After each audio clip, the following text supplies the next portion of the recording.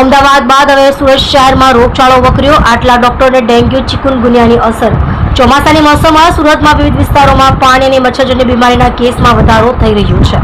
આ સાથે નવી સિવિલના કેમ્પસમાં કેટલીક જગ્યાએ પાણીના ભરાવાને લીધે ગંદકીના લીધે મચ્છરનો ઉપદ્રવ અને રખડતા ડુક્કરોનો ત્રાસ વધ્યો છે. આવા સંજોગોમાં દર્દીને સારવાર આપતા સિવિલના ડોક્ટરો સહિતના કર્મચારીઓ હાલાકી વેઠી હતી. કેમ્પસમાં ગંદકી. શહેરના કેટલાક વિસ્તારોમાં ડેન્ગ્યુ, મલેરિયા, તાવ, ચિકુનગુનિયા, કોલેરા, ઝાડા ઉલટી સહિતની બીમારીના કેસમાં વધારો થઈ રહ્યો છે. આ સાથે નવી સિવિલ હોસ્પિટલના કેમ્પસમાં ડોક્ટરો સહિતના ક્વાર્ટર્સ નજીકમાં જાડી ઝાખરામાં પણ અમુક જગ્યાએ કચરાના લીધે ગંદકી પણ જોવા મળી રહી છે.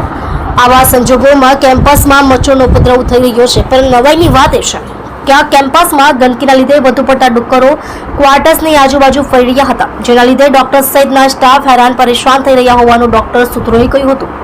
તબીબો બીમારીની ઝપેટમાં. નવી સિવિલમાં દર્દીઓને સારવાર આપતા કેટલાક ડોક્ટર તથા અમુક કર્મચારીએ તેમના પરિવારના અમુક સભ્યો પણ ડેન્ગ્યુ, મેલેરિયા, ચિકુનગુનિયા, તાવ સહિતની બીમારીની લપેટમાં આવી રહ્યા હોવાનું ડોક્ટરે જણાવ્યું હતું. જેમાં થોડા દિવસ પહેલા જ સિવિલમાં ફરજ બજાવતા ડોક્ટર વૃતિક વસાવા, ડોક્ટર સ્મિત ડેન્ગ્યુની ઝપેટમાં આવ્યા હતા, જ્યારે ચિકુનગુનિયામાં સપડાયેલા ડોક્ટર પ્રિયંકા પટેલ ઉંમર વર્ષ 30 અને નિવિશા ચૌધરી ઉંમર વર્ષ 31નો સમાવેશ થાય છે.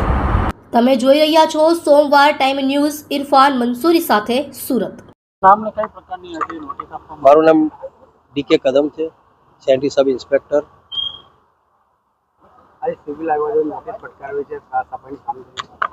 સુરત મહાનગરપાલિકા દ્વારા નવી સિવિલ હોસ્પિટલ અઠવા ઝોનના કાર્યક્ષેત્ર વિસ્તારમાં આવેલી છે.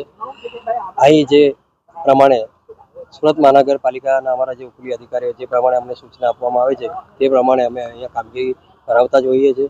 પરંતુ કોઈ ક્ષતિ દેખાય તો એના બાબતમાં અમે સુપ્રિન્ટેન્ડન્ટ શ્રીને નોટિસ આપતા હોઈએ છીએ. અમારા ઉપરી અધિકારી દ્વારા આ વર્ષે 4 નોટિસ આપવામાં આવેલી છે. કેટલા અધિકારીઓ ટીમ આવી છે અને કેવી રીતના કામગીરી ચાલુ છે? અમારો અહીંયા કામગીરી માટે સર્વેલન્સ ટીમ કામગીરી ચાલુ જ છે અને અત્યારે એ લોકો કામગીરી કરી રહ્યા છે.